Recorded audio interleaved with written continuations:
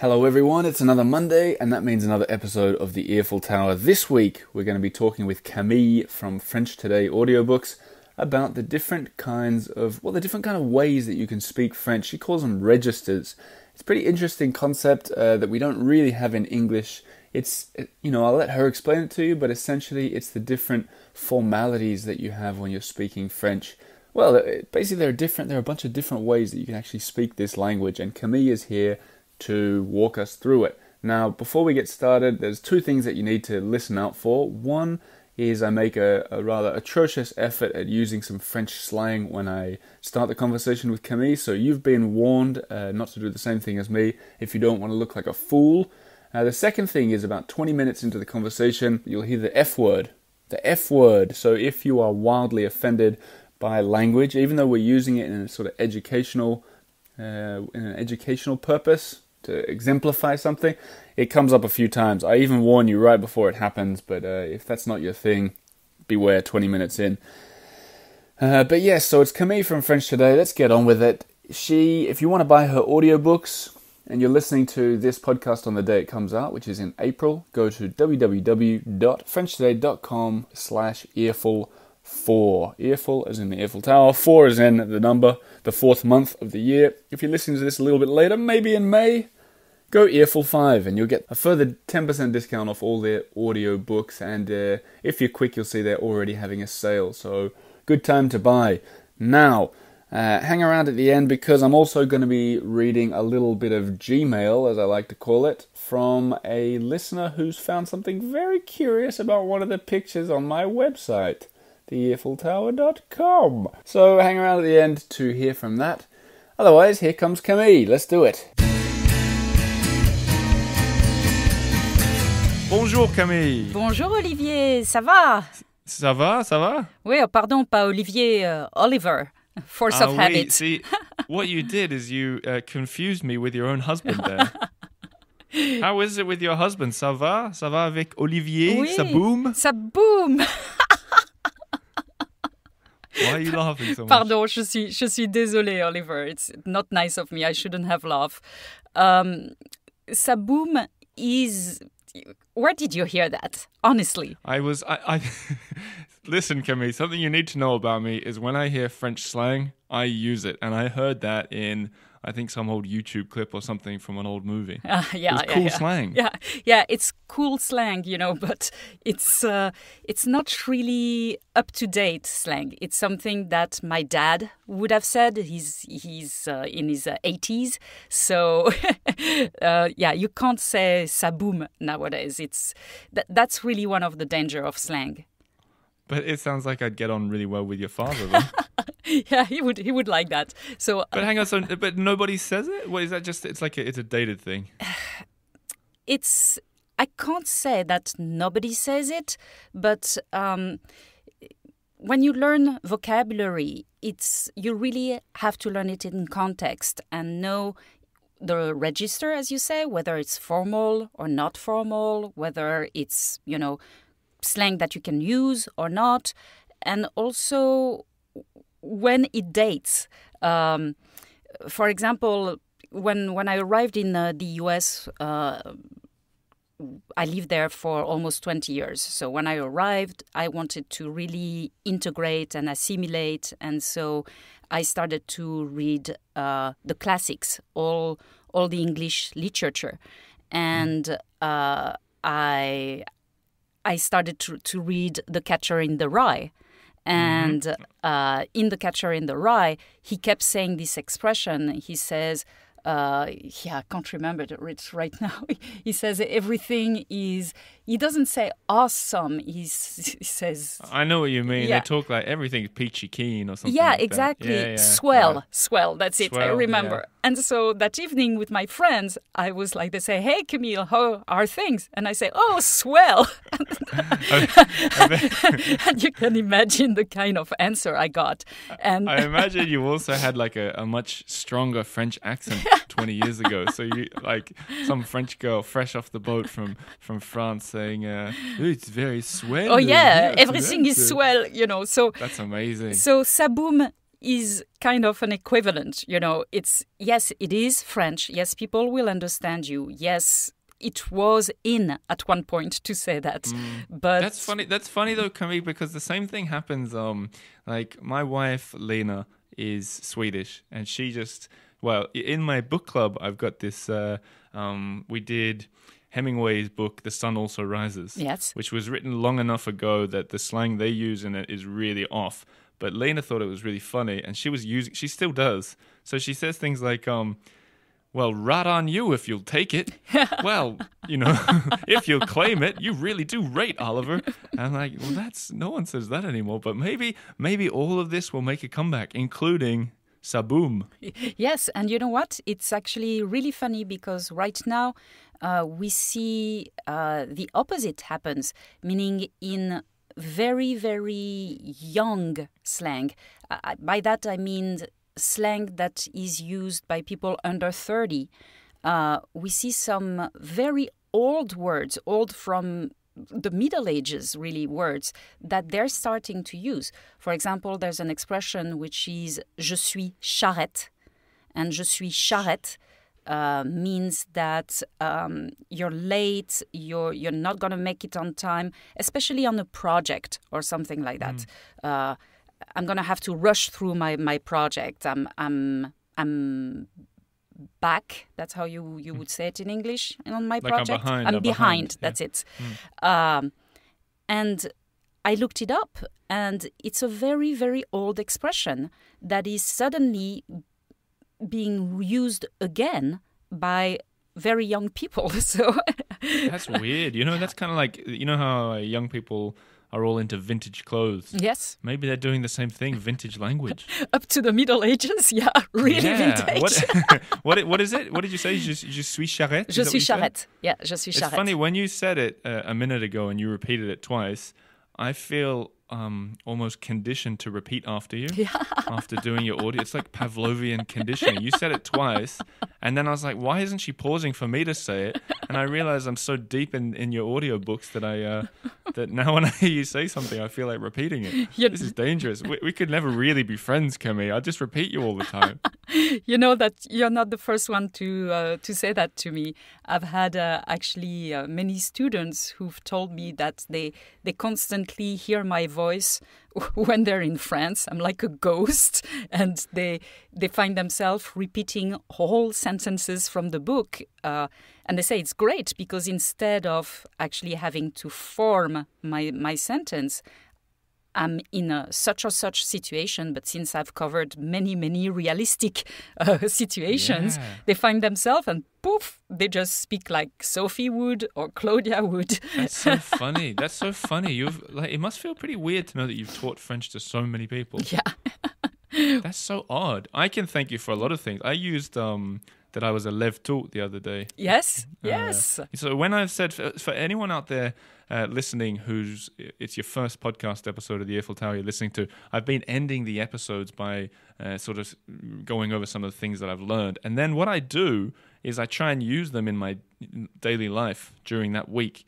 And it's quite I can recommend, I don't know if you tell your students to do this, but to jot down little bits that you haven't seen before and then try and use it with someone. Even if it's wildly like off topic, because just using it in real life really helps you sort of add it to your arsenal of things that you end up saying more often. Absolutely. That's the way to go. Absolutely, absolutely. It's excellent also for your self-confidence, and it's a way to set short-term goals and win them. This is exactly the kind of advice that I give to actually prove to yourself that you progress and make you want to learn more. So it's great, and you are absolutely right. It's by using the new words that you will really make them part of your long-term vocabulary, because then you transform a word that you've learned in one context into a memory, something that is pertinent to you, and your brain will remember that word much, much longer when it's treated that way. Right. I totally, yeah, that's how I've been doing it. And I think it's important. I realized when I moved to Paris and I was learning French, I've talked about it on the show a lot of times before, especially when I used to play basketball with these guys who would use this street French and they'd say things in like the backwards verlan language. And we've talked about this before. I think you and I have talked about this on the podcast, how I would get things totally wrong and everyone would laugh at me. Perhaps most famously when I went around calling everyone mon mec, Yes. which means like my darling or my love or my boyfriend or whatever. But I thought it meant like, hey, dude. The thing, to get back to what you were saying, is having these little sort of small victories when you can remember something and use it once and then feel like you're advancing is really helpful when you're going through a lot of seeming failures. You know what I mean? Absolutely, and it's particularly hard for you, Oliver, because you live in Paris, you live in France, so you are, whatever you learn, it's never going to be enough. You, of course, there's always going to be someone to kindly but so wrongly correct you. And you're always going to feel that you can't express yourself in French as, wittily or as perfectly as you would in English. That's absolutely how I feel when I speak English, for sure, And it's a really, really humbling experience. It's absolutely it's not really nice. Well, that's the thing. I have got literally zero wit in French, and like when I have a conversation with someone, the kind of jokes that I try and do if I want to try and say the similar things that I'd say in English are so bad. I disagree. I'm sorry to interrupt, but I really disagree because that's how you feel. Because you're not, you don't have the same level of confidence. But I've heard you say that je parle comme une vache australienne. Oh yeah, that's true. Maybe I'm all right. That's a good one, Oliver. Great. That's really a good one. I guess. So, I know, but you're just yeah, judging maybe yourself right. too hard. Yeah, so I think once when I lived in Sweden, my an old colleague of mine said he spoke really good Swedish. His name was Dave, and he said. He goes, there's an American Dave and there's an American Dave and a Swedish Dave, and they're two different people, and I don't think they're ever going to meet. And I thought that was really interesting. Do you feel like that? Do you feel like there's an English or an English-speaking Camille and a French Camille? I felt like that when I was in the States. I feel better now that I'm back in France, where really the fact that I speak English is such a strength for me. But when I lived in the US, it was really difficult, especially when I was among people who I wanted to impress. That's where, like I was really young. I was in my 20s, and a lot of them were doing higher studies. We were close to Harvard, so I met a lot of Harvard, MIT students and so on. And I have zero diploma, so of course that kind of, right. push all the wrong buttons. And here I am, and I can't even show that I'm funny. I can't even, I'm having a hard time understanding what they're talking about. And I felt so stupid, but it's part of life. And when people correct you, when people don't see the effort that you are doing by talking in another language, they are the one who are in fault. You are the one making all the effort. You are the one getting out of your comfort zone to talk to them. And people should really notice that and know that you can only represent yourself as much as you can, and they should be the one digging to see what's underneath all that. So it's possible. It's a strength. It's a strength to speak another language. That's interesting, and that brings us really nicely to the next point. When it comes to speaking another language like French, believe it or not, dear listeners at home, there's actually different kinds of French. And I don't mean like French like Québécois. Is it Québécois or Québécoise? Québécois. Québécois, that they speak in Canada, or what they speak in different parts of Western Africa, but there are different kinds of French that people speak in France.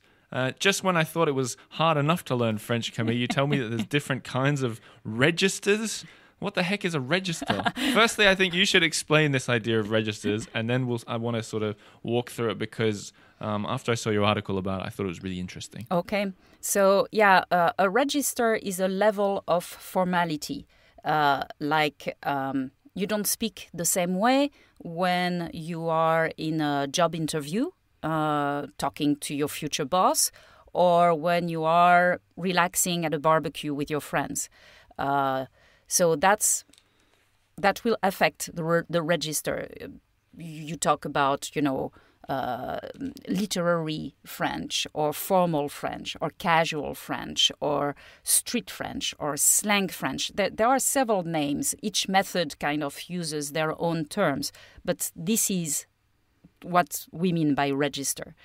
And there's something that is really peculiar about the French language. If I take English, for example, the register you use is, in other words, the context you're in, and the English you pick is going to affect mostly the vocabulary. You're going to be using, SAT words to try to impress the people you're talking to, and Sure. You're going to be using street slang with your friends and things like that. But in French, yes, the register affects the vocabulary. We do have, colloquial French, street French, slang, etc. But it also affects the sentence structure and the pronunciation. So it's huge. The difference between formal French, which is usually the one that is taught in schools, but also in traditional audiobooks that only feature super enunciated, super clear people that, cut clearly each word, okay? Right. And formal vocabulary. And the French you are going to hear when you go in France and speak with everybody in the street. I'm not talking about hood French. I'm not talking about teenage French. I'm talking about the French I speak, the French everybody speaks. And we do what I call glidings, because this is no really a word for it. Like instead of saying je suis, we say suis. Suis. Okay. Yep. Most students have heard that the ne disappears in spoken French in the negative. So we don't say je ne suis pas. We say suis pas. Yep. I've heard that one before. Yeah. So if students have only heard and learned je ne suis pas, no wonder they don't understand a thing when they go to France and they're confronted with suis pas. And that's what you do in your audiobooks, is you have different levels just to listen to it. Yeah, exactly. So I'm on the fourth audiobook at the minute, and I feel like it's, I said it in a recent episode, I feel like it's caught up to me now, because when I started at number 1, I think I was a bit more advanced than that. Yes. But now that it's caught up to me, I've switched from, I was always doing the street one. I had it always on street, and now that I'm at 4, I don't do it in the street mode anymore. And today I was making breakfast, and I had it on in the background at just normal mode. I thought it was quite nice, actually. Mm-hmm. I think it's a nice way to learn it at 2 speeds, I think. Yeah, and the thing is that I also, the way I record changes a little bit as far as you go up the levels, meaning for true beginners, I actually record the story at 3 speeds. So the first one is super enunciated and really slow, so people can really repeat and articulate French and get a sense for all the formal, correct French pronunciation. French like, I don't want to say like it should be, but French like you should study it at first, I guess.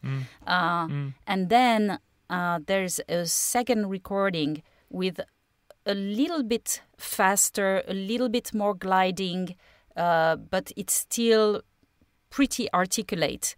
And then there's a third recording, which is not as fast as people will speak. It's still a little bit slower, but in there I say things like suis. So to give you an example, on the first recording, I would say je ne suis pas. Okay. On the second recording, I would say je ne suis pas. And on the third recording, I would say je suis pas. Do we do this stuff in English? No, that's what I was saying. You don't, the slang does not affect your pronunciation as much. It might affect your accent a bit. You know, you can push I don't know, I've heard people when they try to be a little bit snobber, trying to push more of an English accent, if that makes sense, you know? Yeah. I think I when I hang out with fellow Australians in Paris, people have told me that my accent changes, that I become more Australian. Oh, yeah. How about that? How weird. But back to the different registers. Also, hang on, I had another question. If you're talking to your French boss, if I was talking to my French boss, would I say je suis? Well, you don't have a French boss. If I had one. It depends on the culture of your job. The way you talk to your boss is going to be different whether you're a banker or a journalist, I guess. Yeah. So, you know, if I'm projecting, I know you a little bit, I know your life, I guess that with many of your bosses, you would have said je suis. Now, if I'm talking to somebody who is in their 50s and a lawyer, they would probably articulate a little bit more and maybe say je suis. You know, what a minefield. I don't know. Yeah. What a minefield, Camille. Yeah, it's huge. Because of this. It's because of this that I became my own boss and started my own job. Because I just never could have spoke to a French boss. Yeah. But back to the registers. So we talked a little bit about slang. Do you recommend people who are learning French language to learn slang? I recommend that they learn it to understand it. I don't recommend they use it themselves. And I'll tell you why. Slang is something that is supposed to be natural. You're not supposed to pick and choose your slang words. You know, slang is supposed to come to you when you're in a relaxed fashion, and it's just easier to speak that way. So if I use a slang word, and I don't know, how vulgar I can be on that podcast. I have no idea. So wait. This is what we'll do. Wait. Anyone listening with kids at home, block their ears for the next 20 seconds. Go, Camille, go. Yes. So, for example, if I say fuck in English, okay, it's going to sound much stronger when I say it than if you say it. If you drop some things and I don't know, you're in the street and you say, oh, fuck, nobody's going to notice. I've done that at the post office. I dropped things in Boston and said, oh, fuck. And everybody turned and stared at me. Yeah, it must be so hard to know what you can... Yeah, so, how crazy. There's the equivalent of fuck, to stay on the subject in French. No, wait, they've uncovered their kids' ears now, Camille. Not well. These guys aren't going to buy your audiobooks. Would be putain, and I hear many students, they try to be in and they use it. And, they say, oh, non, il ne fait pas beau aujourd'hui, putain, and oh, boom, nuclear bomb, boom, saboom. Yeah, it sounds super vulgar. Like slang has the tendency to sound vulgar in the mouth of a foreigner. So yes, you need to understand slang because we use it all the time. If you choose yourself to use slang because you use a lot of slang in your language, it's fine, but make sure that you know what kind of slang it is. Is it appropriate for your age? Is it vulgar slang or is it colloquial slang? Slang is a big umbrella. It's actually a whole language all by itself. And we should do an episode on slang one day. yeah. That would be fun. Well, you may want to interview somebody else, like maybe my daughter, because I'm actually, I don't use slang all that much. I'm kind of formal in the way I speak. But you understand how it works. Doesn't matter. But you know what I'd add to what you the lesson I've learned on the hard basketball courts of Paris is that you should also pick your battles or pick your slang. For example, I know that if I was off the basketball court speaking with French friends and I said, "Ah oui, je kiffe ça," which is like, I like that, but very slang, they'd all laugh at me. Yeah. And they'd say, "Why are you talking like that, you idiot?" Right? But if I'm playing basketball and I turned to one of the guys and said, "Bien ouais, mec," that would be totally normal. Yes. Because everyone says it and they know that I've heard it a million times. And for you guys listening at home who don't know how weird that saying is, it literally means well played, but said in reverse in a kind of verlan. Verlan or verlan? What do you say? Verlan, it's nasal. And so I'll repeat what you Verlan. said. Like normal French would be bien joué, and you say bien ouais, which is verlan. Crazy. Yes. Crazy. Yeah. It's crazy. And then I added the little mech at the end. I don't know Yes, if you noticed that. absolutely, One of my I did. favorite words. But I say that without even thinking, especially in basketball where you play so quick, you don't really know what's going on. And that's fine. And you see, that's exactly it. If you use slang because really it just kind of overcame you, you didn't think about it, then it's natural, then it will flow. If you Like a sneeze. Yeah. Exactly, that's what slang is. It's a sneeze. Yeah. Oh, I like that. Nobody chooses to sneeze. It's just it just escapes you. That's funny. That's an excellent example. I will remember it. Yeah. We can both use that. And everyone at home, you can use that too. So slang is like a sneeze. You don't know when it's going to happen. Some people sneeze when they look at the sun. But that's a different topic. Yeah. I wanted to switch to, because time's running away from us, Camille, as it often does. Always. I wanted to know this question that you sort of ended on in your article. What French register should a student actually learn? It's a deep question, Oliver. It's deep. Yes. Good. The truth is, I cannot answer for each student. It's really a process. People should think what kind of register they want to use. They need to learn all the registers because they're going to hear all of them. Maybe a little bit less slang, I mean, it depends. It depends, again, on your age, your why you are learning French for. Is it for business? Is it for pleasure? Is it for travel? Do you yourself have kids and you're going to hear a lot of, teenage slang, or not at all, in which case it's a waste of time for you to learn teenage slang. Sure. So, yeah, you need to analyze what your own needs are and then prioritize. Prioritizing is essential when it comes to French. Yes, learning the subjunctive may be an interesting stimulation for those who love to study, but is it a priority? Same thing with... Nope. Nope. Same thing for slang. It's fun to learn slang. It is, and and if you want to do it as a little recreation for yourself, okay, but don't count that in your studying time. It's a un divertissement in French. Yeah. It's something that you do to enjoy yourself. It's not studies. Yep. So, yeah, short. There's a word for that in English too. Yeah. Who cares? Entertainment. Who cares? We're learning French. Entertainment. Yes. There you go. So, safe answer is students who learn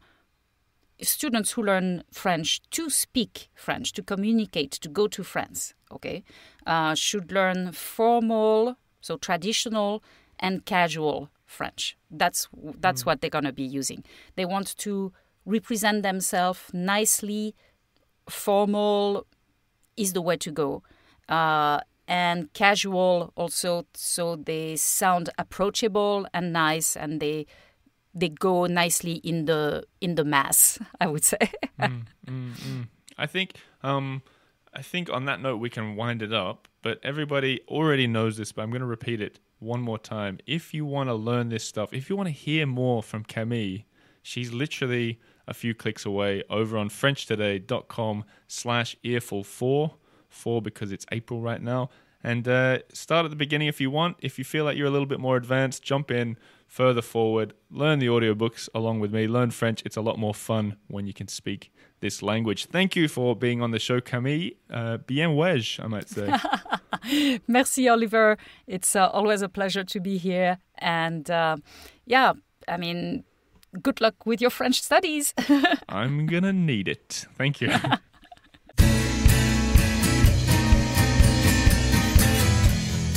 Well, there you have it. That was Camille from French Today. Once again, FrenchToday.com/earful4. Let's read one quick email that I got that gave me a bit of a chuckle this past couple of days. I think it was from Donnie Miller. And he sends in, as someone who's lived in Paris but no longer does, I love the show. But I'm curious as to where the banner picture at the top of the website was taken. If it's from Paris, I don't recognize the place. From Donnie. Well, Donnie, what Donnie's referring to, if I look at the website myself now, is on the top of the earfultower.com, the website that goes with this site, there's a big image of what looks like some kind of castle. And Donnie, you're exactly right. It's not in Paris at all. I'll let you pause it if you want to go and have a little look and try and guess for yourself. And welcome back. And the truth is, the picture's not from Paris. It's from Chantilly, north of Paris, where it was the first stop on the honeymoon trip that we did. So I ended up chatting back and forth with Donnie a little bit, who ended up becoming a Patreon supporter of the show. So be like Donnie, ask a question. I actually responded to Donnie and I said if he could figure it out himself, I would give him a tote bag, a lunch pack of Notre Dame tote bag, and he did figure it out. So well done, Donnie. Thanks for signing up on Patreon. As for the rest of you guys, if you want to support this show and be a member, I've been in talks with a few people about doing some events, including a coffee roasting event, which is in the works. And late next month, so late May, I'll be doing a meeting. And I'll try and get everybody together for it, for the book club. Cara Black, going to be talking about Murder in the Marais and her new book. So now's a good time to sign up on Patreon, especially if you're in Paris in the month of May, because towards the end of the month, there will be another meetup. That's all from me. Go and check out those audiobooks. Go and check out the website picture if you want to see what Chantilly looks like. As for me, I'm out of here, and I'll talk to you next Monday, as always. Thanks for listening. Au revoir.